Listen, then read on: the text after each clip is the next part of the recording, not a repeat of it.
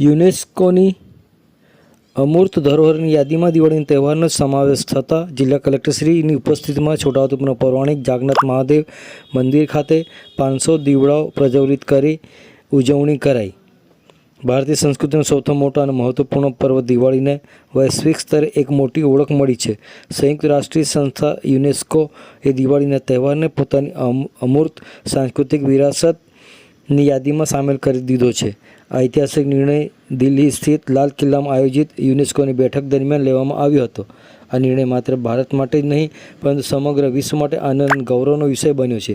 આ ઐતિહાસિક સિદ્ધિએ ભારતના સમૃદ્ધ સાંસ્કૃતિક વારસા અને તેની ઉજવણીની વૈશ્વિક સંસ્કૃતિને દર્શાવી છે।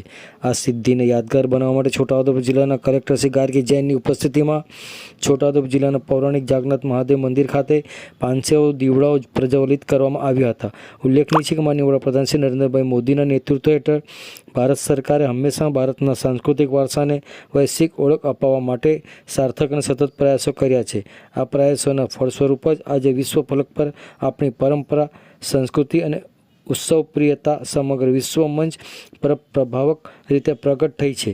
દિવાળીનો યુનેસ્કોની અમૂર્ત સાંસ્કૃતિક વારસાની સૂચિમાં સમાવેશ એ માત્ર એક સિદ્ધિ નહીં પરંતુ ભારતીય સંસ્કૃતિની વૈશ્વિક સંસ્કૃતિની મહોર છે। આ નિર્ણય વડાપ્રધાન શ્રી નરેન્દ્ર મોદીની દીર્ઘદ્રષ્ટિ અને ભારતની સાંસ્કૃતિક વિરાસતને સંરક્ષિત અને પ્રોત્સાહિત કરવાના સતત પ્રયાસોનું પરિણામ છે।